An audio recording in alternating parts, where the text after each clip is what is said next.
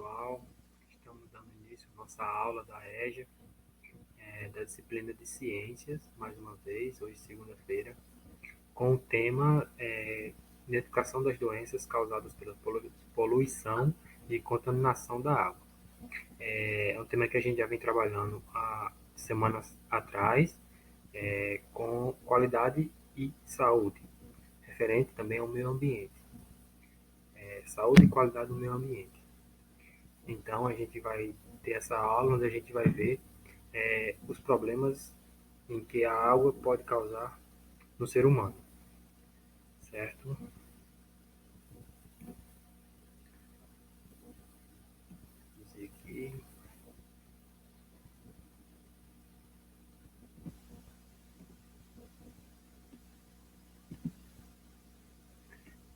Vamos lá. Contaminação e poluição da água. Ler esse pequeno texto aqui onde vai trazer uma reflexão. Mais da metade dos domicílios brasileiros, 51,5%, não dispõe de rede de coleta e tratamento de esgoto. O acesso a esse serviço avançou de forma insignificante nos últimos 14 anos, atravessando 4 diferentes gestões federais, ao ritmo de 1,59% ao ano. Mantida essa velocidade, para reduzir a velocidade da falta de saneamento básico, seriam necessários 56 anos e meio, segundo cálculos da Fundação Getúlio Vargas, FGV. Ou seja, o Brasil chegaria ao ano de 2063 ainda com 25% dos lares sem coleta e tratamento de esgoto. O que é que o texto fala? O texto fala da falta de investimento por parte dos governantes que passaram, não foi só esse, nem o passado. Nos 4 últimos governos, o investimento mínimo. E essa falta de investimento traz um enorme prejuízo para a população. Como, por exemplo, a contaminação por doenças, do meio ambiente. Como fala aqui, a contaminação dos mananciais é um risco ao qual a sociedade e os governantes devem estar atentos, o que praticamente eles não têm. Mais nas cidades grandes que existe ainda essa fiscalização. Aí a gente tem uma pequena pergunta aqui. Que doenças podem ser transmitidas pela água? E de que forma a água pode ser poluída? É o próximo ponto que a gente vai ver, essas doenças que a água pode causar no ser humano e de que forma a água pode ser poluída. De várias formas, né? Com a falta de saneamento básico, queimadas, assoreamento dos rios e uma infinidade de outras coisas. Vamos lá, vamos conhecer essas doenças. Algumas doenças relacionadas a águas. Para a gente entender isso, a gente tem que separar um pouco. Por exemplo, doenças adquiridas por ingestão da água contaminada, doença adquirida por contato com água contaminada e doença adquirida por meios de insetos que se desenvolvem na água. São 3 meios. A primeira, a ingestão, ou seja, é você beber diretamente aquela água contaminada, que é essa daqui, que são essas doenças que podem causar cólera, desinteria, febre, giardias, hepatite, leptospirose, paralisia infantil e salmonelose. Agora, as doenças adquiridas por contato com a água, ou seja, você não ingere ela, apenas você tem um contato. São elas: escabiose, tracoma, verminoses diversas e esquistossomose. E a outra que são doenças adquiridas por meio de insetos que se desenvolvem na água, que são elas: dengue, febre amarela, filariose, malária. No caso, o mosquito da dengue, ele fica naquela água parada e ele pica os humanos desenvolvendo doenças. Além da dengue, tem também a chikungunya, né? E, no caso, a gente não vai ver todas, porque vamos conhecer a primeira doença, que é a amebíase, causada por um micróbio chamado ameba, que se instala no intestino humano, provocando machucados de difícil cicatrização, causando vômitos e diarreia, dores no abdômen. Sua transmissão acontece por meio da água e alimentos contaminados ou mal lavados. Daí a importância de sempre lavar os alimentos quando você compra na feira. Passar uma alguinha, lavar as mãos, né? Esses higienes básicos.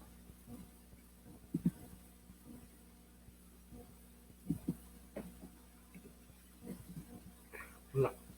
Para evitar a amebíase, devemos beber sempre água filtrada ou fervida, né?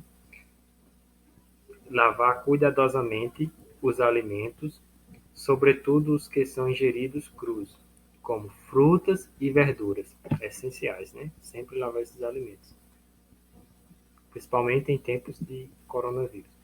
Cólera é uma doença causada por um micro-organismo chamado Vibrio cholerae. Essa bactéria é encontrada nas fezes das pessoas contaminadas, tanto em água doce como na água do mar. Se estiverem contaminados com o vibrião, podem transmitir a doença. Os sintomas são febre, vômito, dores abdominais, como a forte diarreia e desidratação. O que é a desidratação? É a falta de água. Você perde muito líquido e você fica desidratado. Quando não há um tratamento médico, ela pode matar por desidratação. Só que essa doença, a mortalidade dela é baixa. Porque hoje o tratamento, a medicina é mais avançada, né, pessoal? Aí aqui tem um esquemazinho bem bacana. Ó, a cólera, ela pode ser adquirida através da água doce ou água do mar contaminada, de frutas e verduras mal lavadas, peixe cru contaminado. Por isso que não é ideal ingerir alimentos crus, né? Moscas e baratas. A mosca e baratas, ela põe os ovos delas em determinados lugares que podem fazer esse processo de transmissão. E ela causa desidratação e diarreia. Lembre-se que diarreia não é o mesmo que desinteria. Se vocês puderem ler aqui, a diarreia, ela tem quase os mesmos sintomas da desinteria, só que a desinteria, ela ocorre com o sangramento, e a diarreia não. A diarreia só é a eliminação de fezes líquidas instantâneos, né? Enquanto que a desinteria ocorre o sangramento intenso. Esquistossomose. Nome complicado, mas é a famosa barriga d'água. É uma verminose causada por um plateminto que provoca diarreia, hemorragia intestinal e fortes dores no abdômen. Há dois hospedeiros para esse verme: o ser humano, que é o hospedeiro definitivo, e os caramujos, que vivem em água doce e atuam como hospedeiros intermediários. Estima-se que no Brasil 12 milhões de pessoas estejam infectadas pelo verme. Vamos lá, vamos ver como é que ocorre esse processo dessa doença, essa esquistossomose.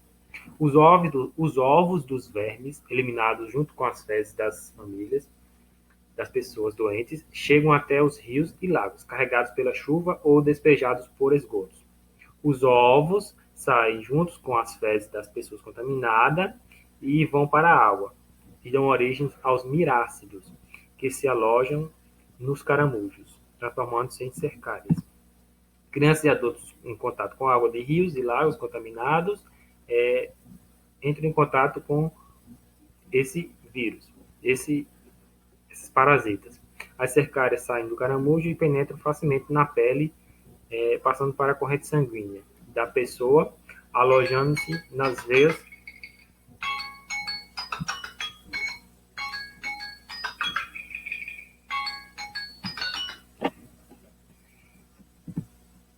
Esse aqui é um processo bem simples, um ciclo bem simples do que ocorre, certo? Vamos lá. Por se vocês observarem aqui, o homem faz a defecação, elimina esse daqui está contaminado, esse fazendo essa defecação, libera o embrião vai para a água através das chuvas ou dos esgotos, quando ele faz no esgoto, se hospeda no caramujo, o caramujo desenvolve o vírus, o caramujo desenvolve esse parasita, essa bactéria, e em seguida a transfere para o homem, quando ele entra dentro da água. Pronto. Aqui a gente tem agora a diarreia infecciosa, que é um distúrbio intestinal que provoca dores no abdômen e eliminação de fezes líquidas. As crianças são mais afetadas do que os adultos. As bactérias causadoras dessa doença penetram no organismo pela água e pelos alimentos. Novamente, os alimentos. Daí é importante sempre lavar os alimentos. A diarreia é acompanhada de vômitos e desidratação, tornando a doença grave e podendo conduzir a pessoa à morte. Quando a diarreia não é intensa, o doente pode ser tratado com soro caseiro. Aí, pessoal, como faz um soro caseiro? Bem fácil, eu acho que todo mundo já sabe, mas eu trouxe aqui só para demonstrar. Uma colher de café de açúcar, ou seja, uma colherzinha daquelas pequenas de açúcar. Não é café, é colher de café, aquelas pequenininhas. Uma pitada de sal e um copo de água filtrada ou fervida, pode ser um ou outro. O soro deve ser preparado depois que a água esfriou, não colocar na água quente, devidamente tampado no recipiente limpo, certo? A prevenção da desidratação é feita dando bastante líquido às crianças, principalmente no verão, e evitando expô-las ao sol. A melhor maneira de evitar a disenteria é manter bons hábitos de higiene, principalmente em relação aos bebês, como a fervura de mamadeiras, bicos e chupetas. Sempre ter esse cuidado, né, pessoal? Outra doença, ascaridíase. É uma doença causada por um verme conhecido por lombriga. É um parasita que se aloja no intestino humano, alimentando-se de parte da comida ali existente. Por isso, as pessoas portadoras desse verme emagrecem, ficando fracas e anêmicas. A gente tem o costume, né, de falar de quem tem essas lombrigas, mas é verdade, existe a ascaridíase, o nome dessa doença. E ela causa o emagrecimento mesmo, que é esse verme. Olha o tamanho dela aqui, ó. Ela começa, esse parasita começa a se alimentar do seu corpo, das gorduras do seu corpo. Aí devemos tomar as seguintes precauções: detectar exclusivamente em privadas,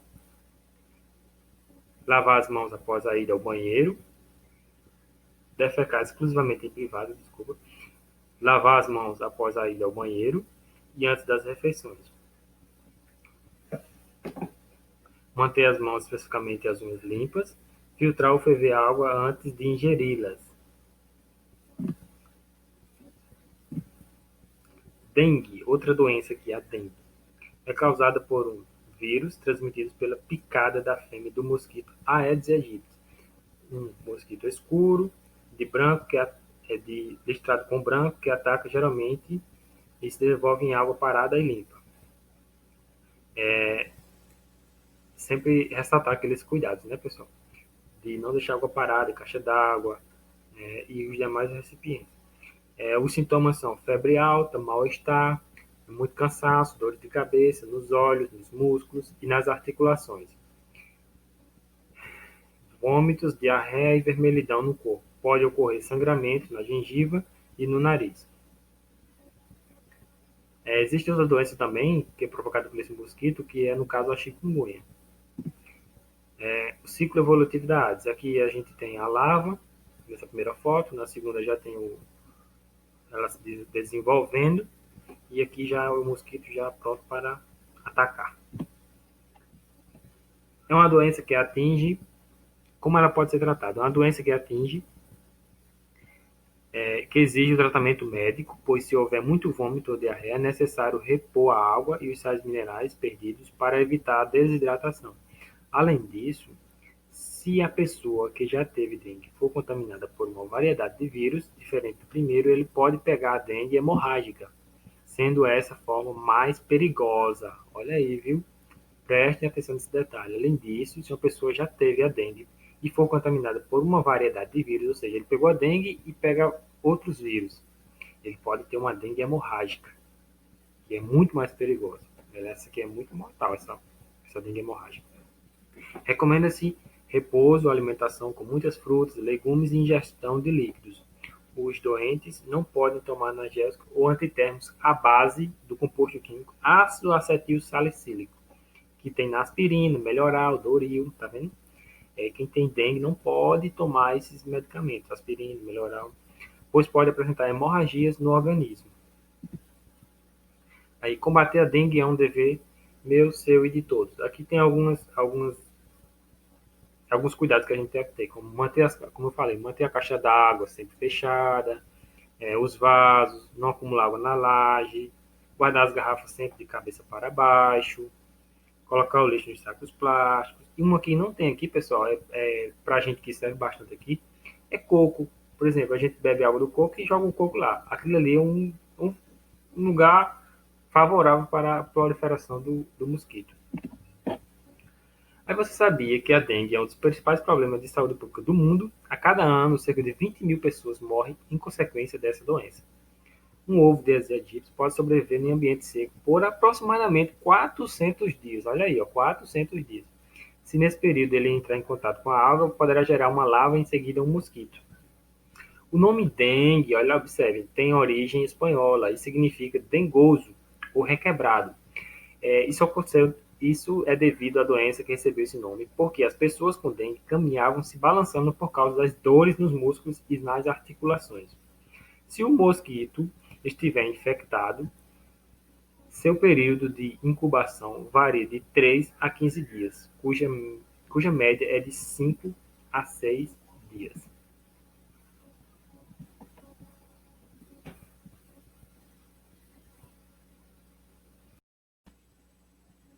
Leptospirose é uma doença causada por uma bactéria transmitida por meio da água e de alimentos contaminados pela urina de animais, principalmente do rato. Por isso aparece depois de enchentes, quando a água de bueiros, onde vivem os ratos, entra mais facilmente em contato com as pessoas e exige rápido atendimento médico. Os sintomas são febre, problemas em vários órgãos, dor de cabeça, dores musculares. Pessoal, essa doença, ela ocorre principalmente nas grandes cidades. Por quê? Por exemplo, os ratos vivem naqueles esgotos, eles urinam e acontece a enchente, onde aqueles bueiros enche muito e faz esse transborda e o pessoal entra dentro dele, ó, no caso aqui, ó. Por isso que acontece em muitos casos com leptospirose nas cidades grandes, por causa dessas enchentes.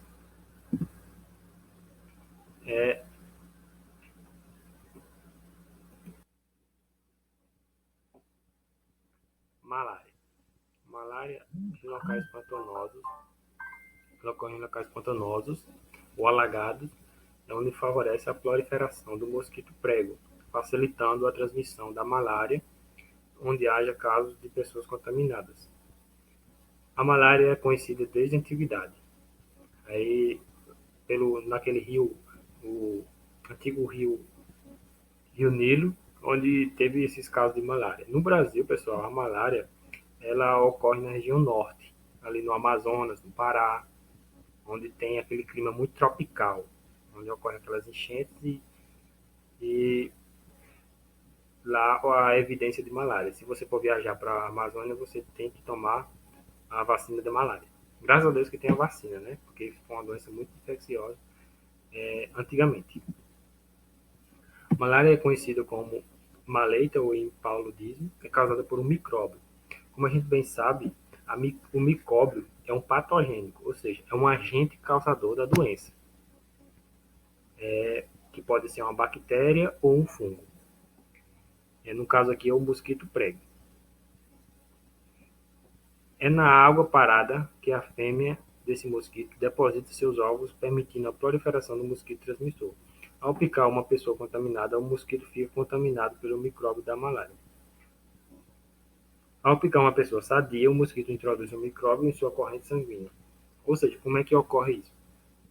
Uma pessoa contaminada está lá, contaminada com malária. Aí o mosquito vem e pica ela. O mosquito adquiriu aquele micróbio. O mosquito voa e pega uma pessoa que não esteja contaminada. Aí é onde acontece a infecção. Certo? Bem simples. Na corrente sanguínea, o micróbio ataca os glóbulos vermelhos, que são células do sangue com a função de transportar ou distribuir oxigênio para todo o corpo. O ciclo da malária. Aí é um ciclo bem simplesinho, o ciclo da malária. Os sintomas. Febre, a pessoa fica com anemia, que provoca tonturas, dores de cabeça e cansaço. Se não for tratada, pode provocar morte. Para combater a malária, é fundamental destruir o mosquito, acabar com as poças e outros focos de água parada e aplicar inseticidas. Há cerca de 400 milhões de anos, novos casos de malária por ano em todo o mundo. 400 milhões de novos casos de malária por ano em todo o mundo. 90% dessas pessoas atingidas pela doença vivem na África, provocando morte de cerca de 2 milhões de pessoas por ano. Olha, pessoal, onde acontece? Na África, onde não tem um saneamento básico adequado. Não que o Brasil tenha um saneamento adequado, mas na África é pior do que aqui. E quando se tem saneamento, essas doenças transmissíveis pela água, principalmente, não existem. É uma doença típica de regiões tropicais. No Brasil, a doença atinge em torno de 500 mil pessoas por ano. A maioria da região amazônica. Aquela região do Pará, Amazonas, Acre. Então, pessoal, é isso aí. Espero que vocês tenham feito o exercício todinho e tenham gostado da aula.